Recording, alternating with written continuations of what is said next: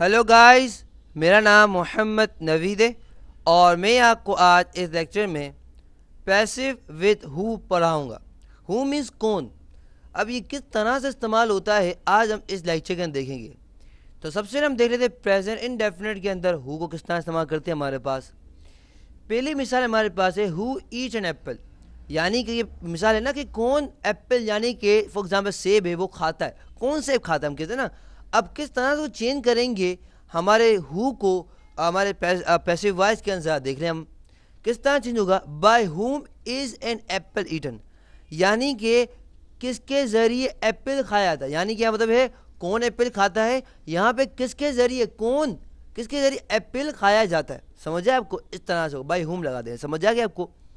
अगर आपको स्ट्रक्चर चाहिए तो मेरी वेबसाइट के अंदर पैसिव वॉइस के अंदर पैसिव विद हु के अंदर आपको स्ट्रक्चर मिल जाएगा। सही है।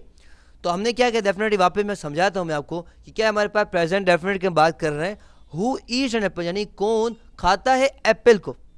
एक एप्पल कौन खाता है, हमें कहते हैं बाय हुम, किसके जरिए एक एप्पल को खाया था। तो देखिए हमारे पास हेल्पिंग वर्ब सबसे पहले आ गया, उसके बाद हमारे पास एन एप्पल है, हमारे पास वर्ब की थर्ड फॉर्म है। सही है।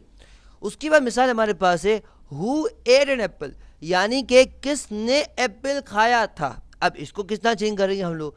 डेफिनेटली इसको चेंज करने क्या लगाना पड़ेगा, बाय हुम सबसे पहले हमारे पास आएगा। By whom was an apple eaten. Definitely आपको पता होगा कि पैसिव वॉइस के पास के अंदर हमारे पास दो हेल्पिंग वर्ब मौजूद है हमारे पास। पहला हमारे पास होता है वॉस, तो दूसरा हमारे पास है वर्ब। यहाँ पे डेफिनेटली हम लोग एक की बात करें तो क्या इस्तेमाल, वॉस का इस्तेमाल करेंगे। तो हम कहेंगे किसके जरिए एप्पल खाया गया था। इस तरह से हमारे पास फ्यूचर डेफिनेट मिसाल हमारे पास है who will eat an apple, यानी कि कौन एप्पल खाएगा। बता दिया हमने by who will an apple eaten, यानी किसके जरिए एप्पल खाया जाएगा। समझ जाए आपको। इस तरह से हमारा मिसाल है प्रेजेंट कंटिन्यूस की कि हु इज वॉचिंग टीवी, भाई जरा देखो सही टीवी कौन देख रहा है। और यहाँ बता रहे हैं by whom is TV been watch, यानी कि किसके जरिए टीवी देखा जा रहा है। समझ जा रहा है आपको। इस तरह से हमारे पास कंट्री की मिसाल है who was driving a car, यानी कि कौन गाड़ी चला रहा था। और हमारे पास चेंज किस तरह करेंगे, डेफिनेट बाय हुम आ जाएगा। सबसे हमारे पास आएगा by whom was a car been driven, यानी कि हमारे पास किसके जरिए गाड़ी चलाई जा रही थी, चलाई जा रही है। सही है, सॉरी चला जा रही थी। सही है। उसके बाद हमारे पास है present perfect, who has driven a car, यानी ये कौन गाड़ी चला चुका है।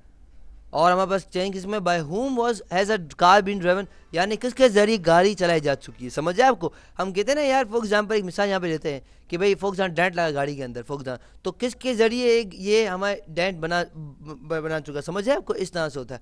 तो आज के लेक्चर में क्या पढ़ा है, आज के लेक्चर में पढ़ा है कि हमारे पास पैसिव विद हु किस तरह इस्तेमाल करते हैं। अब डेफिनेटली ये थोड़ा एडवांस टॉपिक तो नहीं है इतना, मगर डेफिनेटली आपको इसको समझने के लिए टेंसेस की महारत हासिल होनी चाहिए। और आपने अगर पैसिव वॉइस को पढ़ लिया है तो डेफिनेटली अब आपके लिए कोई मुश्किल नहीं होगी। डेफिनेटली कोई रॉकेट साइंस बिल्कुल भी नहीं। कोई आपसे कहता है कि बहुत मुश्किल है, या अगर आपका दिमाग आपसे कह रहा है कि आप जो सर ने पढ़ा है बड़ा मुश्किल पढ़ा है, बाय हूँ मैं समझ नहीं आया, उसको हम रिजेक्ट कर दें, ना ऐसा ना कीजिएगा। आप बहुत ही आसान, रॉकेट साइंस नहीं बताऊँ क्या करना है आपको। सबसे पहले बाय हूँ तो लगाना है, बाय हूँ तो हर जगह लगाना है। ये समझ गया आप, ये रोटाफिक्शन लगा है। समझ आ, इतना समझ आ गया। इतना सेंटेंस क्या है देखो, अगर हमारे पास जो भी हेल्पिंग वर्ब होगा ना वो सबसे पहले आ जाएगा, पता होगा आपको। उसके बाद क्या बाकी वही सेंटेंस हमारे पास आएगा। जैसे हम कहते हैं ना कि फॉर एग्जांपल हम एक मिसाल देते हैं कि भाई एप्पल ईटर फॉर एग्जांपल। सही है। तो फॉर एग्जांपल हम कहते हैं कार ड्रिवन। सही है। TV is watch for example, TV is watch for example. सही है।